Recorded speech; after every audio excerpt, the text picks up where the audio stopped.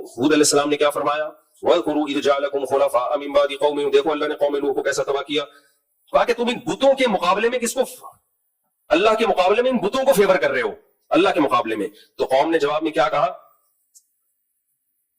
فَأَنْجَيْنَاهُ وَالَّذِينَ آمَنُوا بِرَحْمَةٍ مِنَّا.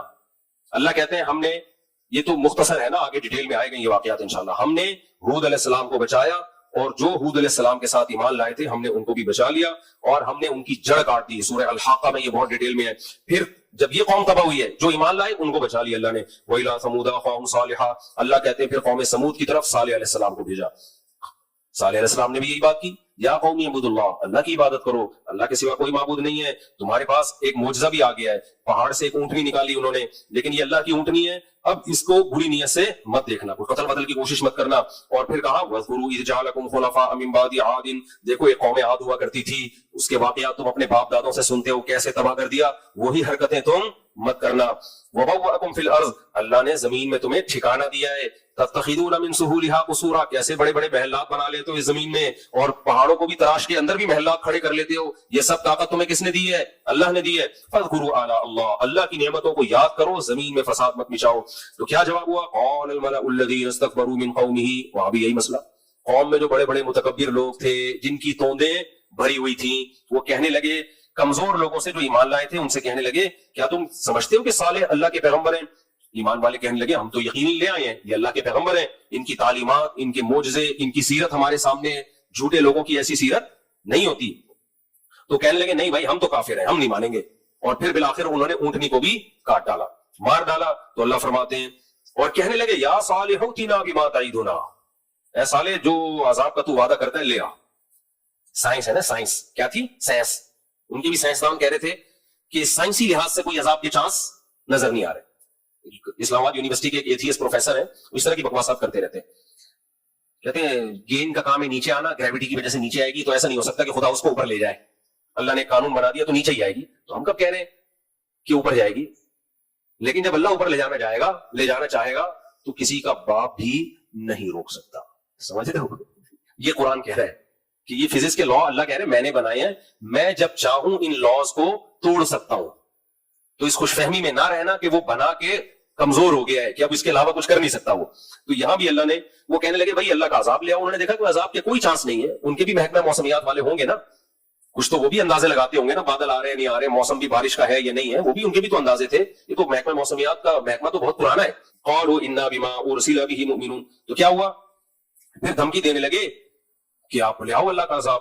فاخذتهم الرجفہ، ایک زلزلے نے ان کو پکڑا. فاصبحوا في دارهم جاثمین، اپنے گھروں میں اودھے پڑے ہوئے ملے، سارے برباد کر دیا.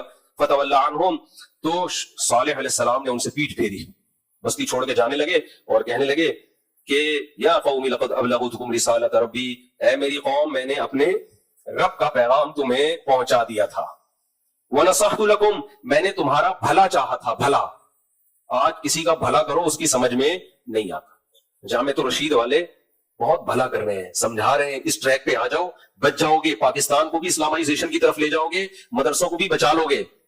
لیکن لوگ کیا کہہ رہے ہیں؟ ابے بھائی انہوں نے غزالی یونیورسٹی فوج کے کہنے پہ بنائی ہے، ابے بھائی انہوں نے جو دنیاوی تعلیم بھی شروع کر دی مدرسے میں فوج کے کہنے پہ. ابے یہ فوج اگر اتنی اچھی ہوتی تو پھر تو مسئلہ ہی ختم ہو گیا. کوئی کامن سینس، کچھ اور الزام لگا دو یار.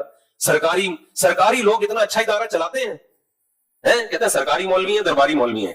وہ سرکاری لوگ درباری لوگ ان کی آؤٹ پٹ یہ ہوتا ہے ان کا، وہ کوئی اچھا ادارہ، کوئی سرکاری ادارہ آپ نے دیکھا اچھا چلتا ہوا؟ تو عجیب. کیا میں اس موضوع پر مزید بات کروں؟ آپ رائے کا اختلاف ضرور کرو، آپ بولو بھائی وہ جس ٹریک پہ کام کر رہے ہیں وہ ٹھیک نہیں ہے تو آپ کسی اور ٹریک پہ کام کر لو. مقصد سب کا کیا ہے؟ اور وہ دوسرے مدارس کی نفی تھوڑی کر رہے ہیں. وہ یہ تھوڑی کہہ رہے ہیں باقی مدرسے غلط ہیں، وہ کہہ رہے ہیں یہ بھی ضروری ہے، لیکن اس ٹائپ کا بھی مدرسہ ہونا ضروری ہے، وہ بھی ضروری ہے. کبھی آج تک ایک لفظ انہوں نے اس کے خلاف نہیں کہا. بس ہر وقت تو خیر خواہی پسند آتی نہیں ہے میرے بھائی. تو کیا کہا نوح علیہ السلام نے؟ صالح علیہ السلام نے کہا وَنَصَحْتُ لَكُمْ، اے میری قوم میں نے تمہارا بھلا چاہا تھا.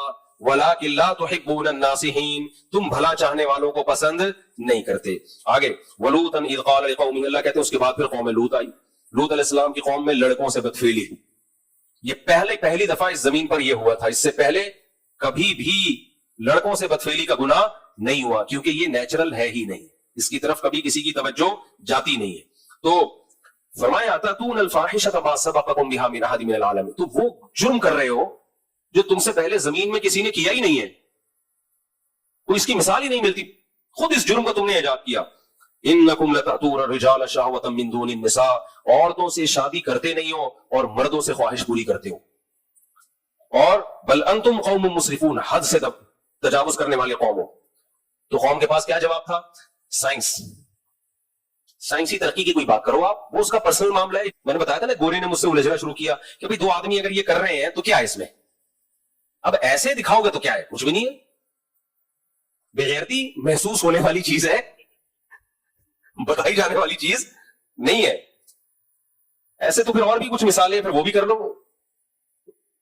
تو گورا بھی تو کس ایک لمٹ ہے نا، اس کو آ کے کہے گا نہیں یہ واقعی بغیرتی ہے، حالانکہ وہ کیوں بغیرتی ہے، اس کو بھی بغیرتی بھائی محسوس ہونے والی چیز. جو غیرت ہوتی ہے تو بغیرتی محسوس ہوتی ہے، غیرت ہی ختم ہو جائے تو بغیرتی محسوس نہیں ہوتی.